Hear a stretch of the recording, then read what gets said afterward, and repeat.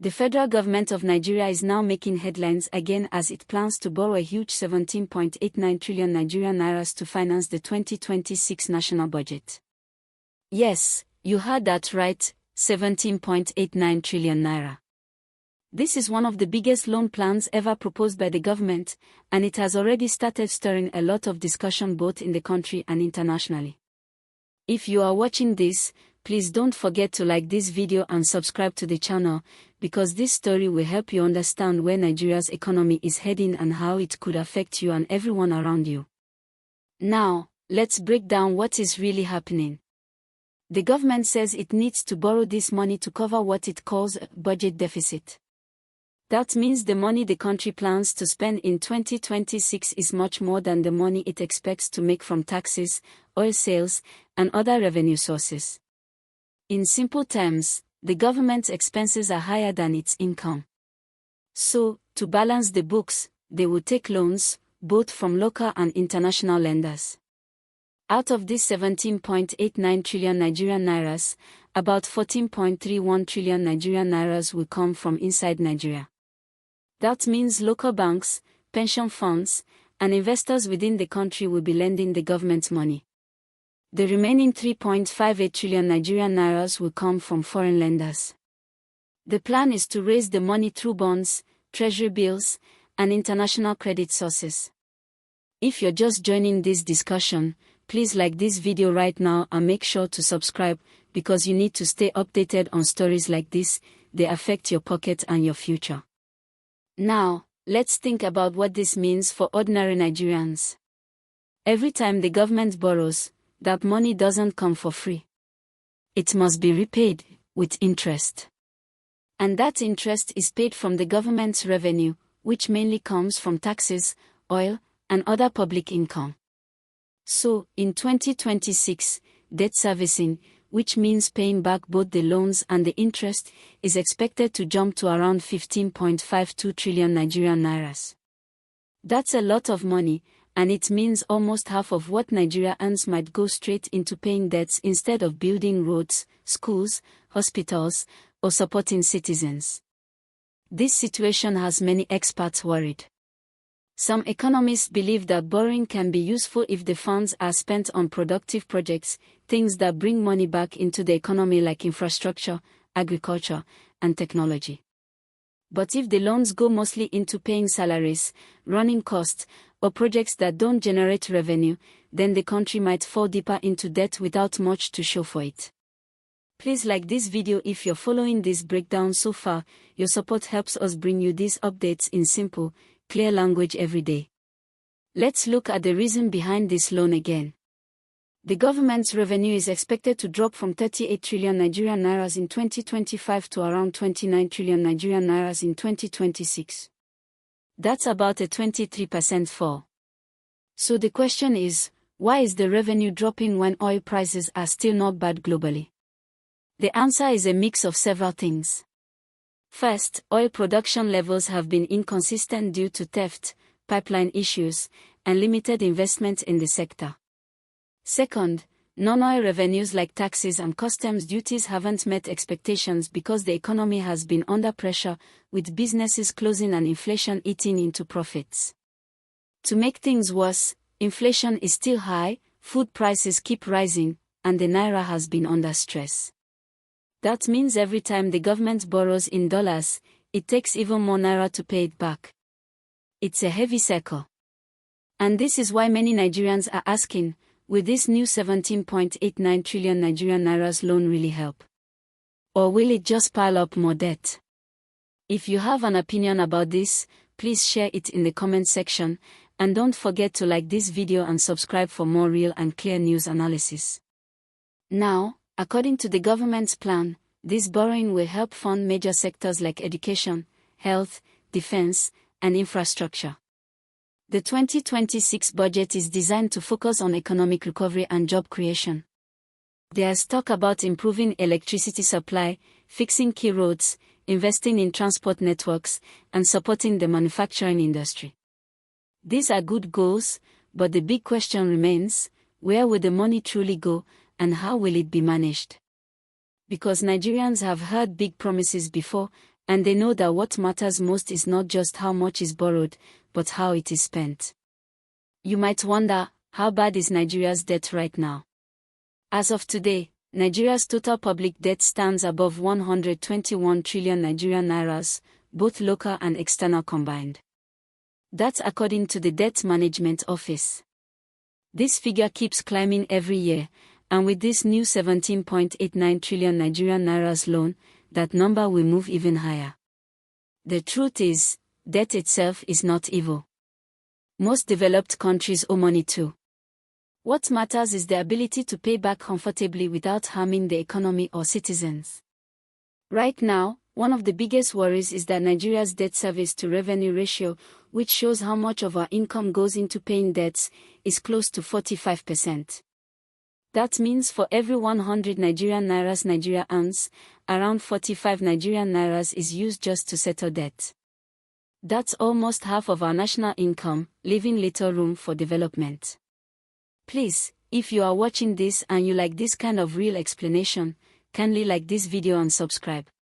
It motivates us to bring more content like this your way. Some economic experts believe Nigeria needs to focus more on increasing revenue rather than increasing debt. They suggest improving tax collection, cutting government waste, blocking leakages, and boosting exports. Others say Nigeria should invest borrowed money into projects that create long-term income, such as renewable energy, agro-industrial projects, and digital infrastructure. These ideas sound good, but they need strong leadership, transparency, and consistent policy to succeed. There's also a political side to this conversation. The government wants to show that it can fund the 2026 budget without stopping major projects or delaying salaries. But opposition voices and financial analysts are saying the borrowing plan might create more pressure on the economy, especially if revenue does not improve. In simple words, if the money coming in keeps dropping while the money going out keeps rising, then something will eventually break. And the ones who will feel it most are ordinary Nigerians. Many citizens are already asking, how will this borrowing affect me directly? Well, it can affect the cost of living. When the government borrows heavily from local banks, it reduces the amount of money available for private businesses to borrow. That means higher interest rates for business loans and even personal loans. When businesses face higher costs, they often pass it down through higher prices. That's how heavy government borrowing can contribute to inflation. And that's why this story matters to every Nigerian, no matter your job or background. Whether you are a trader, student, entrepreneur, or civil servant, government borrowing and spending decisions touch your life one way or another. Please pause for a second and hit the like button now if you haven't already. Your support helps this channel grow and keeps us reaching more viewers like you who care about Nigeria's future. Now, another angle to this story is how much of the borrowed funds will come from foreign lenders. Getting foreign loans can be risky because of currency fluctuations. If the naira falls further against the dollar, then paying back becomes more expensive. But on the positive side, foreign loans sometimes come with lower interest rates and longer repayment periods, which can be better for long-term development projects if managed properly. However, transparency is key. Nigerians want to see clear reports showing where every borrowed naira goes. They want to see visible progress, roads completed, hospitals improved, power supply better, schools upgraded. If that happens, borrowing can be justified. But if not, then it becomes another cycle of debt without results. So the government must communicate clearly and show accountability. The Finance Ministry and the Budget Office have defended the borrowing plan, saying it's necessary to keep the economy stable and to maintain growth. They argue that Nigeria still has room to borrow because its total debt to GDP ratio is below international warning levels. But critics respond that while the debt to GDP ratio might look okay, the real problem is the country's low revenue base. We don't earn enough to service the debt comfortably. That's why economic diversification is being emphasized again. For Nigeria to depend less on loans, it must grow industries like technology, agriculture, manufacturing, and creative exports. Those are areas that can bring in more foreign exchange and create jobs. And with more revenue, there will be less need to borrow. Now, let's think of this in real-life terms. Imagine your monthly salary is 100,000 Nigerian nairas but your expenses are 170,000 Nigerian nairas. Every month, you borrow 70,000 Nigerian nairas to fill the gap. If you do that for too long without finding new ways to earn more or cut costs, soon your debts will overwhelm you. That's exactly how national debt works too. The only difference is that the numbers are in trillions, not thousands. So, as Nigeria plans its 2026 budget, the key question remains, will this 17.89 trillion Nigerian nairas borrowing drive development or deepen debt? That's what many Nigerians want to know. The government promises to use the loans wisely and ensure transparency. But the citizens are watching closely, because trust is built not by words but by results. In summary, Nigeria is walking a fine line, trying to grow the economy, maintain stability, and manage its debts all at once. It's a difficult balance. The success of this borrowing plan will depend on discipline, proper spending, and accountability.